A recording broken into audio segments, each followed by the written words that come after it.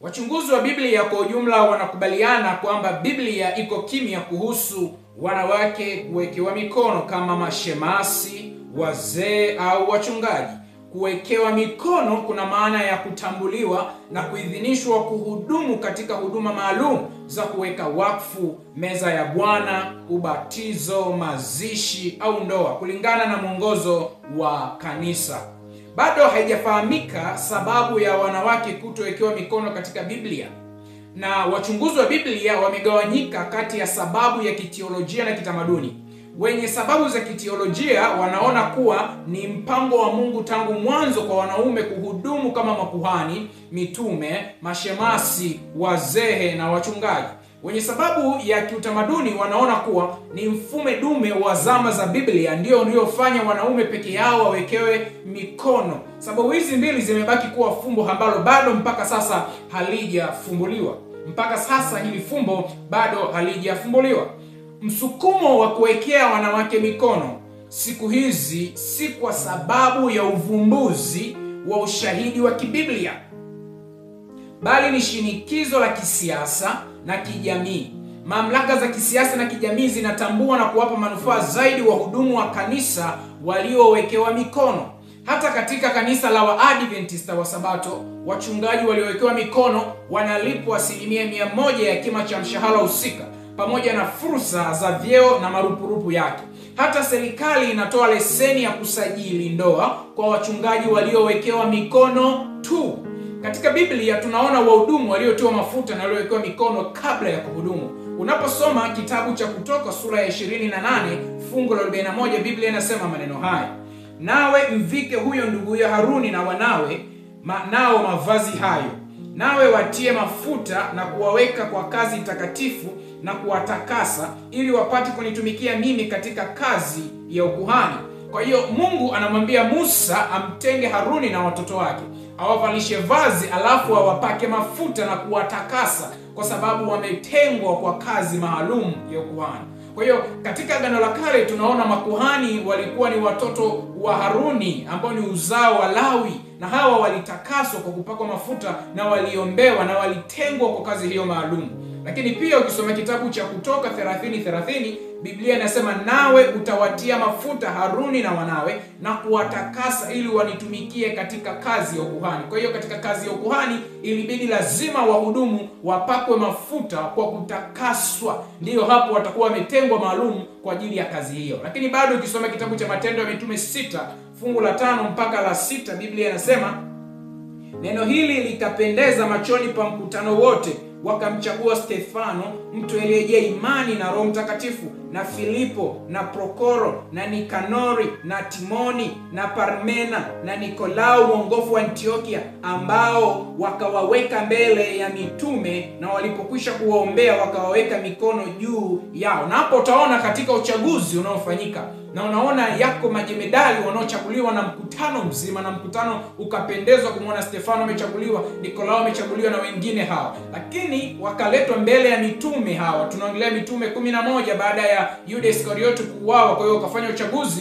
kupata nyadhifa mbili ambayo za watu watakwenda kufulfill ile sehemu, na utaona kati ya wale akachaguliwa mmoja kufiksi sehemu ya mitume 12, lakini wakachaguliwa wengine, na unaona katika sura ya 6 idadi inatajwa. Na hawa wote walioitwa kwa ajili ya kazi ya utume, kazi ya uinjilisti, kwenda kuyafikia mataifa. Na kipindi hiki kilikuwa kinaitwa kipindi cha Christian Heretical Movement. Ilikuwa ni movement kubwa sana ya kwenda kusambaza ukweli kwa mataifa. Kwa walivyotengwa hawa watu, kilichofanyika waliombewa, lakini mwisho waliwekewa mikono. Kwa tunaona katika Agano Jipya processes zinazofanyika za kumtakasa mhudumu katika hekalu la Mungu lilikuwa ni kuwawekea mikono. Lakini bado ukisogea mbele katika kitabu cha Matendo ya Mitume sura ya 13 mstari wa 2 na 3, Biblia inasema basi hawa walipokuwa wakimfanyia Bwana ibada na kufunga, Roho Mtakatifu akasema, nitengeni Barnaba na Sauli kwa kazi ile niliyowaitia. Ndipo wakiisha kufunga na kuomba, wakaweka mikono yao juu yao, wakawaacha waende zao. Na unaona kabisa hapa Mungu alivyomtafuta na kumpata Barnaba na alivyompata Sauli, wanaletwa mbele ya mitume na Mungu anawaambia, ninataka sasa muwawekee mikono hawa na muwaombee hawa. Na baada ya watumishi wa Mungu kuomba na kufunga kwa ajili ya huduma takatifu, ndio walitoka kwenda Antiokia, ndio walitoka kwenda maeneo mbalimbali kuipeleka Injili. Lakini tunaona wahudumu wote ambao hawa walikuwa wanaitwa mitume waliwekewa mikono, akiwepo Barnaba, akiwepo na Sauli, lakini bado walikuwepo kina wengine, kina Erasto, walikuwepo kina Filemoni, walikuwepo kina Tito na wengine wengi ambao walifanya kazi ya Mungu, nao wote waliwekewa mikono na kuombea. Ninakukumbusha, wanaowekewa mikono kwa ajili ya kazi takatifu ni mashemasi, ni wazee pamoja na wachungaji. Lakini bado ukisoma kitabu cha Timotheo wa kwanza 4:14, Biblia inasema, usiache kuitumia karama ile iliyomo ndani yako uliopewa kwa unabii na kwa kuwekewa mikono ya wazee. Na haya ni mausia ambayo Paulo anamwambia Timotheo. Na tukumbuke nyaraka ya Timotheo wa kwanza na nyaraka ya Timotheo ya pili tunaita ni nyaraka za kichungaji. Tukumbuke Timotheo alikuwa ni kama mchungaji kipindi kile, maana alipewa kazi ya kuyachunga makanisa kadhaa ambayo yalikuwa maeneo ya Asia ya Kati. Kwa hiyo Paulo anamsisitiza na akimwambia kwamba Timotheo, hebu usizimishe talanta pamoja na karama zilizokuwa za unabii ulizopewa, zilizokuwa ndani yako, maana wewe umetengwa kwa kazi maalum na umewekewa mikono ya wazee. Na bado ukisoma Timotheo wa pili, hiyo yote utaona kuna mahusia mengi mno ambayo Paulo anajaribu kumuhusia na kumwambia huyu Timotheo kwenda kufanya kazi. Kwa kusema hivyo, wahudumu wanawake ni miongoni mwa wahudumu ambao wameonekana katika Biblia, lakini Biblia imeonyesha kwamba hawakuwekewa mikono wala hawakupakwa mafuta. Kwa kusema hivyo, Biblia inatuthibitishia ya kwamba yapo majemedari ya kike ama wako wanawake wengi ambao walihusika katika kazi ya Mungu, lakini Biblia imenyamaza kimya. Hatujaona mahali popote waliwekewa mikono au walipakwa mafuta. Na haya yako makundi kadhaa ambayo tutaenda kuyaangalia ambayo wanawake walihudumu ndani ya Biblia. Kundi la kwanza, wanawake walihudumu kama manabii na waamuzi. Hata kama walikuwa ni manabii na waamuzi, lakini Biblia haituoneshi kwamba waliwekewa mikono. Kati ya wanawake hao ambao walikuwa na huduma hiyo, ukisoma kitabu cha Waamuzi sura ya 4 mstari wa 4, Biblia inasema, basi Debora nabii mkewe Lapidothi ndiye aliyekuwa mwamuzi wa Israeli wakati ule. Kwa hiyo unapomwongelea Debora, ni kati ya mashujaa ambao hawa walihusika katika kuwatetea wana wa Israeli. Tukumbuke kitabu cha Waamuzi kilichukua baada ya Yoshua. Kitabu cha Yoshua kilikuja kitabu cha Waamuzi, na kipindi cha Yoshua aliwapatia wana wa Israeli maeneo ya kwenda kutawala katika Palestina ya wakati ule. Lakini baada ya pale, kwa kuwa walichangamana na watu wa mataifa, wana wa Israeli waliishi miaka 350 palisipo sauti ya Mungu. Ndiyo Mungu anawanyanyua waamuzi, na hawa walikuwa ni majemedari 18. Kati ya majemedari hao 18 ambao wameandikwa katika vitabu vya historia vya Waisraeli, mmoja wapo alikuwa anaitwa Debora, ambaye alikuwa ni nabii mke. Lakini Biblia haituonesha kwamba Debora alipakwa mafuta ama kuwekewa mikono, lakini alikuwa ni nabii wa Mungu. Kwa hiyo wanawake wanaweza wakawa manabii, pia wanaweza wakawa waamuzi vile vile. Lakini pia ukisoma habari ya mwanamke mmoja anaitwa Miriam katika kitabu cha Kutoka sura ya 15:20, Biblia inasema, na Miriam nabii mke ndugu yake Haruni akatwaa tari mkononi mwake, wanawake wakatoka wote wakaenda nyuma yake wenye matari ya kucheza. Kwa hiyo Biblia inatuonesha wanawake wanaweza kuwa manabii, na huyu ni nabii wa pili ambaye anaitwa Miriam. Kwa hiyo bado kuna uthibitisho wa kutosha kwamba wanawake wanaruhusiwa kuhudumu ndani ya hekalu la Mungu, maana wako wanawake waliopita ambao ni manabii. Lakini bado ukisoma kitabu cha Wafalme wa pili sura ya 22 mstari wa 14, Biblia inasema, basi Hilkia kuhani na Ahikam na Akbori na Shafani na Asaya wakamwendea Hulda nabii mkewe Shalum mwana wa Tiva mwana wa Harasi mtunza mavazi ya mfalme, naye alikaa Yerusalemu katika mtaa wa pili, akasema naye. Kwa hata kipindi hiki bado wako manabii. Huyu alikuwa ni nabii mwingine mwanamke. Ukisoma bado Isaya, kitabu cha Isaya 8 fungu la 3, Biblia inasema, nami nikamwendea huyo nabii mke, naye akapata mimba, akazaa mtoto mwanamume, kisha Bwana akaniambia, mwite jina lake Maher Shalali, Hashbahazi. Kwa unaona bado Biblia inatuthibitishia kwamba wako wanawake wengi waliohudumu ndani ya hekalu la Mungu kama manabii na waamuzi. Bado kitabu cha Luka 2:36 Biblia inasema, palikuwa na nabii mke jina lake Ana, binti Fanueli wa kabila ya Asheri, na umri wake ulikuwa miaka mingi. Alikuwa amekaa na mume miaka 7 baada ya wanawali wake. Fungu la 37 na 38. Naye ni mjane wa miaka 84. Huondoka katika hekalu ila huabudu usiku na mchana kwa kufunga na kuomba. Huyo alitokea saa ile akamshukuru Mungu, na wote waliokuwa wakimtarajia ukombozi katika Yerusalemu akawatolea habari zake. Katika sura ya 2 ya kitabu cha Luka inaelezea habari ya kuzaliwa kwa Yesu. Na hapa unaona wakati Yesu na mama yake pamoja na baba yake, Yesu akiwa amezaliwa mtoto mdogo kabisa, walienda hekaluni kwa ajili ya kuomba baraka. Walipofika hekaluni, fungu la 34 linaonekana alikuwepo mtu mmoja kuhani anaitwa Simeon, naye akawabariki na kuwaombea. Lakini ndani ya hekalu alikuwepo mwanamama mmoja ambaye ni mzee wa miaka 84, ambaye huyu mwanamke alikuwa ni nabii kutoka katika ukoo wa Asheri. Naye alivyomwona mtoto mdogo, Yesu alielezea habari zake ya kwamba huyu ndiye Masihi ambaye amezaliwa. Kwa hiyo utaona ndani ya hekalu bado wanawake walitumika kufanya kazi, na nabii mke huyu alikuwepo akihudumu ndani ya hekalu, na Biblia imesema kabisa alikuwa haondoki, akishinda hekaluni asubuhi, mchana na jioni, na akiomba, na alikuwa akitoa unabii juu ya mambo mengi. Na hata Yesu kipindi anazaliwa, nabii huyu mwanamke alitoa unabii wenye maana na mantiki. Lakini bado Biblia inatuonesha wanawake walitumika kama wajumbe. Ukisoma kitabu cha Luka 8 fungu la 1 hadi la 2, Biblia inasema, ikawa baada ya hayo alikuwa akizunguka katika miji na vijiji, akihubiri na kutangaza habari njema ya ufalme wa Mungu. Na wale thenashara walikuwa pamoja naye, na wanawake kadha wa kadha ambao walikuwa na pepo wabaya na magonjwa wakaponywa. Nao ni Mariamu aitwaye Magdalena aliyetokwa na pepo 7. Mstari wa 3. Na Yohana mkewe Kuza, wakili wake Herode, na Suzana na wengine wengi waliokuwa wakimhudumia kwa mali zao. Oh, haleluya! Tunaona sura ya 8 inaonyesha Yesu akizunguka katika miji na vijiji akihubiri Injili, akikutana na watu, akiwapoza na kuwatia moyo.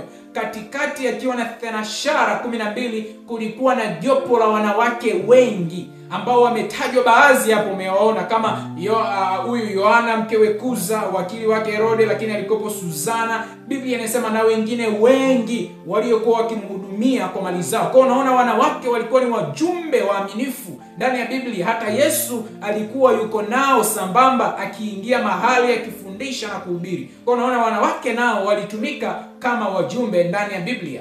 Lakini bado ukisoma kitabu cha Zaburi 68:11, Biblia inasema, basi Bwana analitoa neno lake, wanawake watangazao habari ni jeshi kubwa. Yesu mwenyewe ametambulisha ya kwamba wanawake wanaotangaza habari njema ni jeshi kubwa. Ukisoma kitabu cha Yohana 20 fungu la 17 hadi 18, bado Biblia inasema, Yesu akamwambia Mariamu, yeye akageuka akamwambia kwa Kiebrania Raboni, yaani mwalimu wangu. Yesu akamwambia, usinishike, kwa maana sijapata kwenda kwa Baba, lakini enenda kwa ndugu zangu kawaambie, ninapaa kwenda kwa Baba yangu, naye ni Baba yenu, kwa Mungu wangu, naye ni Mungu wenu. Unaona kabisa Yesu alipofufuka anakutana na Mariamu Magdalena, na Mariamu anataka kumgusa, anamwambia usiniguse, sijapaa, na anamtuma kama mjumbe kwenda kutoa taarifa za ufufuo wa Yesu. Na utaona wanawake walihusika kutoa taarifa nyingi, na hata siku Yesu anapofufuka, mwanamke Mariamu Magdalena alionekana kuwa mjumbe makini kufikisha ujumbe kwa wanafunzi kwamba Yesu Kristo amefufuka.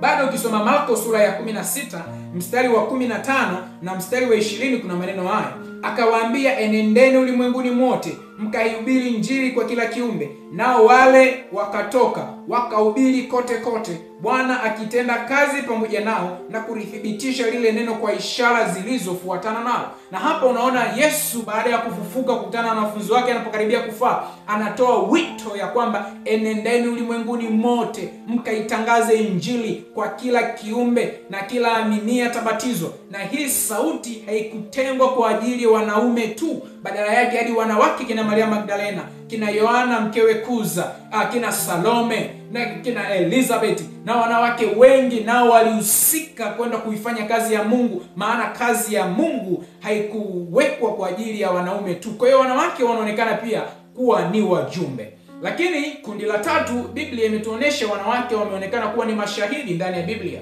Ukisoma kitabu cha Matendo ya Mitume 2 fungu la 16 mpaka 17, Biblia inasema, lakini jambo hili ni lile neno kwa kinywa cha nabii Yoeli, itakuwa siku za mwisho, asema Mungu, nitawamwagia watu wote roho yangu, na wana wenu na binti zenu watatabiri, na vijana wenu wataona maono, na wazee wenu wataota ndoto. Nisikilize, hii ni habari ya mwisho ambayo inazungumzwa ile kitabu cha Matendo, ambayo ilikuwa ni unabii wa kitabu cha Yoeli, ya kwamba wakati wa mwisho roho wa Mungu atashuka kwa wana wenu na binti zenu watatabiri. Kwa hiyo mabinti watatabiri, maana yake ni nini? Wanawake nao katika kanisa la siku za mwisho watasimamishwa kuwa mashahidi waaminifu, kuipeleka injili na kutabiri mambo yajayo ambayo yatatokea katika minyororo ya kiunabii.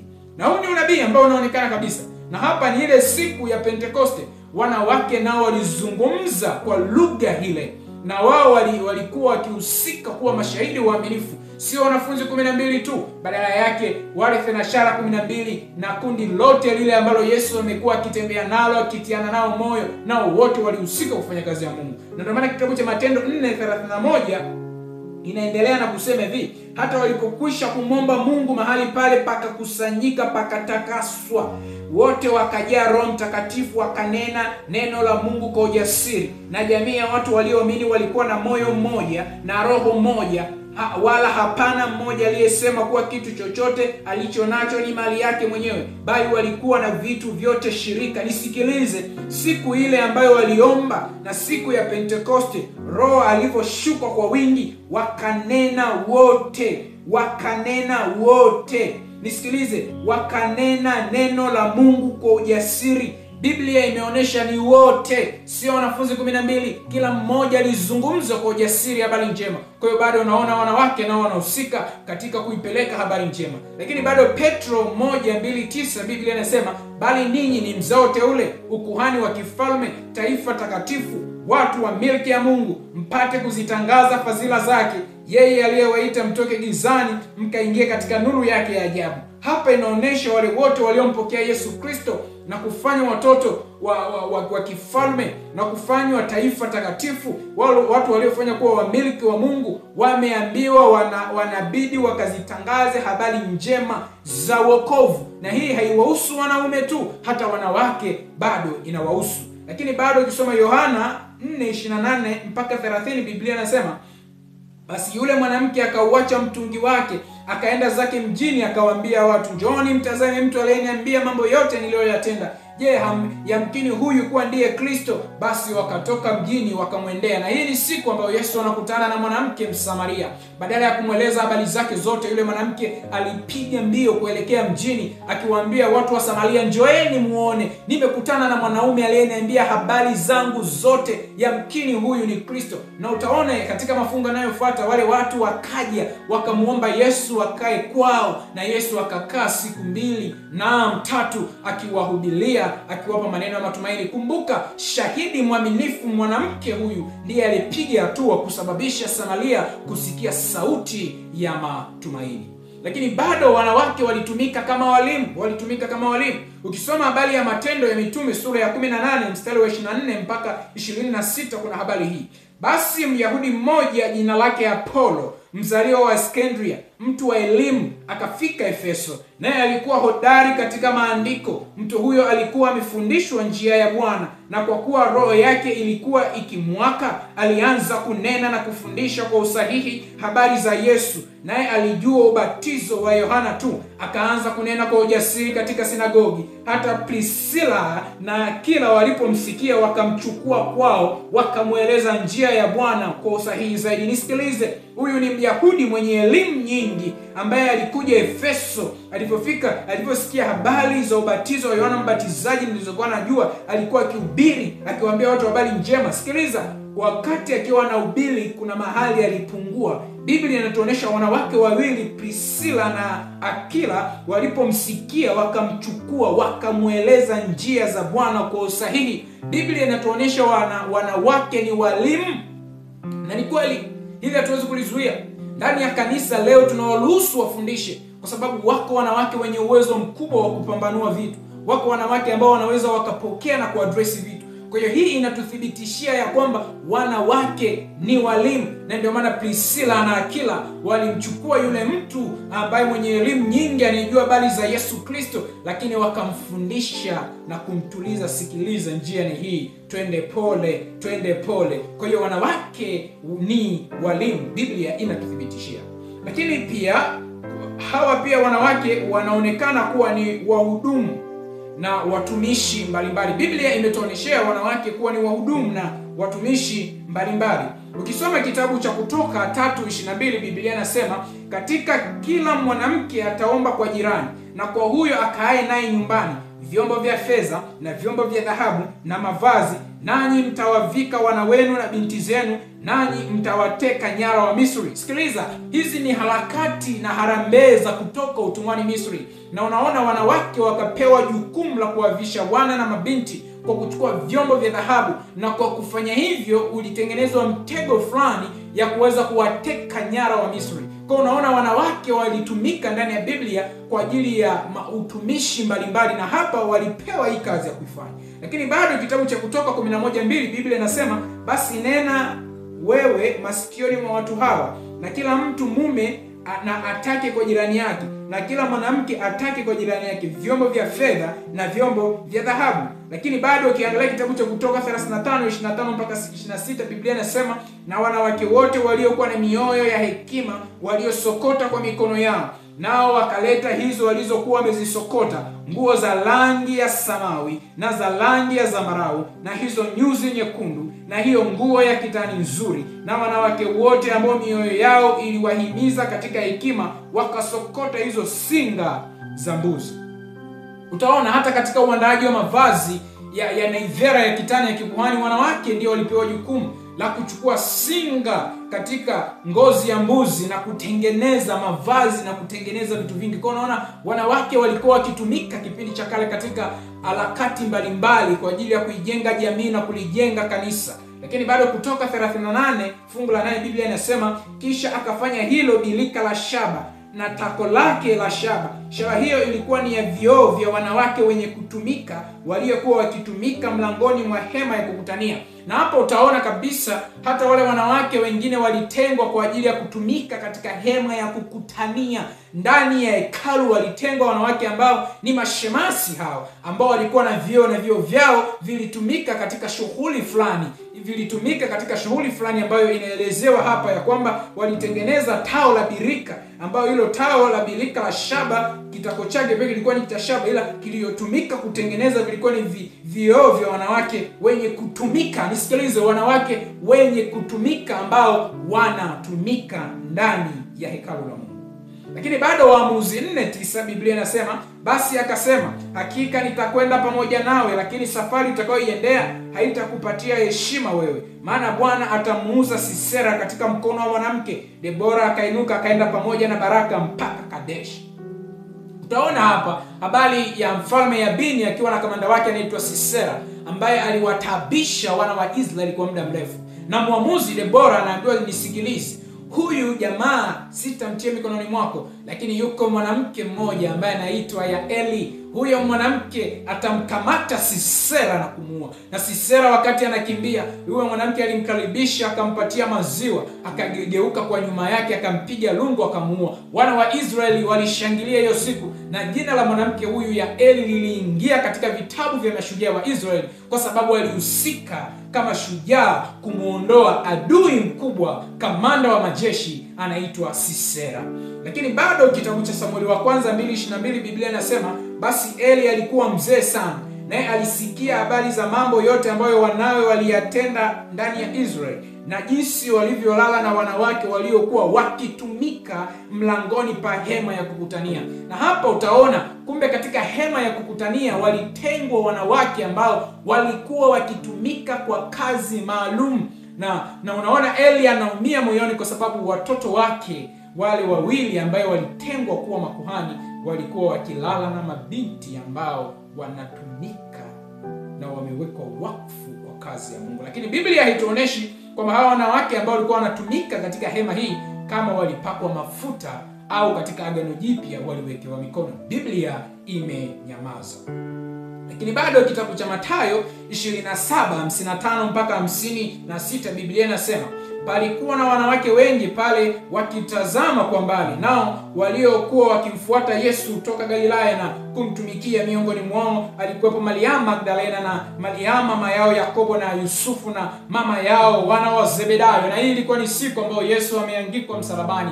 Wanawake ambao walikuwa wakimtumikia Yesu walikuja kwa mbali wakimtazama mwanaume ambaye aliwatia moyo, aliwatia matumaini, aliwafungua katika vifungo vingi, na Biblia inasema ambao walikuwa wakimtumikia. Kwa utaona hata wanawake walikuwepo katika utumishi wakati Yesu akiendelea na vuguvugu la kupeleka Injili, vuguvugu la kumkomboa mwanadamu, vuguvugu la kupindua meza ya muovu. Unaona wako wanawake wengi na baadhi majina yao yametajwa ambao walikuwa wakimtumikia Mungu. Bado kitabu cha Matendo ya Mitume 4:17-4 pamoja na 17:12 kuna maneno haya. Biblia inasema, wengine miongoni mwao wakaamini, wakashikamana na Paulo na Sila, na Wayunani waliomcha Mungu wengi sana, na wanawake wenye cheo si wachache.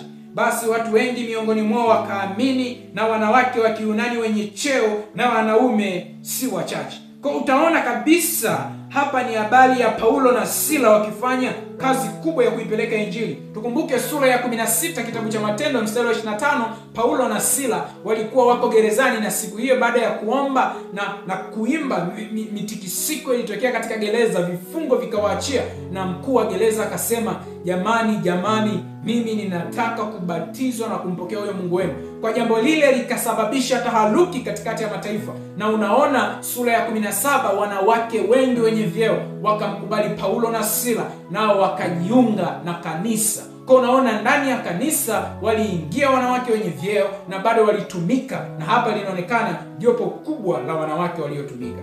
Na bado wa Filipi 4:3 Biblia inasema maneno haya, naam, nataka na wewe pia mjoli wa kweli wasaidie wanawake hao, kwa maana walishindania Injili pamoja nami na Clementi naye na wale wengine waliotenda kazi pamoja nami, ambao majina yao yamo katika kitabu cha uzima. Paulo anawasisitiza kiambeni, sikilizeni, ninawasimu wasaidie wanawake hao, kwa maana walishindania Injili pamoja nami. Kwa hiyo inaonekana wanawake walihusika katika kuishindania Injili, katika kuipambania Injili, katika kuipeleka habari njema ya wokovu katikati ya mataifa. Lakini Biblia haiko kimya kuhusu huduma za wanawake, na ndio maana tumeona wanawake wamehudumu katika makundi tofauti. Kwa hiyo wanawake kuhudumu ndani ya kanisa, Biblia imeweka wazi na imeweka bayana. Wako ambao walitengwa kama mashemasi katika hema ya kukutania, wako wengine walitengwa kama manabii, wako wengine walitengwa kama wajumbe, wako wengine walitengwa kama mashahidi, wako wengine walitengwa kwa huduma mbalimbali. Kwa hiyo Biblia haijanyamaza kimya kuhusu huduma ya wanawake. Inaonekana wanawake kutokutiwa mafuta au kutokuwekewa mikono sio sababu ya kuwazuia wasihudumu au wasimtumikie Mungu. Ni wazi kabisa kwamba wanawake walinena kwa niaba ya Mungu kama manabii. Walitangaza habari njema baada ya ufufuo wa Yesu. Walimwagiwa Roho Mtakatifu, wakawa mashahidi siku ya Pentekoste, na walikuwa watumishi mbalimbali. Mtume Paulo ndiye mwandishi pekee ambaye mafungu ya Biblia ameandika mafungu ya Biblia yaliyokuwa na utata wa kueleweka, kama alivyomshuhudia Mtume Petro. Tukisoma kitabu cha Petro wa pili 3:15 alisema, nanyi uhesabuni uvumilivu wa Bwana wetu kuwa ni wokovu, kama vile na ndugu yetu mpenzi Paulo alivyoandikia kwa hekima aliyopewa. Kwa hiyo Paulo alipatiwa na Mungu hekima, na tunapojaribu kufasiri nyaraka za Paulo inabidi tutulie kwanza. Na ndio maana kuna utata mwingi unapofasiri nyaraka ya Paulo, na hata Petro anamshuhudia akisema yuko Paulo ambaye Roho Mtakatifu amempatia hekima katika uandishi. Sasa kwa kusema hivyo, hebu tuangalie muktadha wa mafungu yanayohusu wanawake.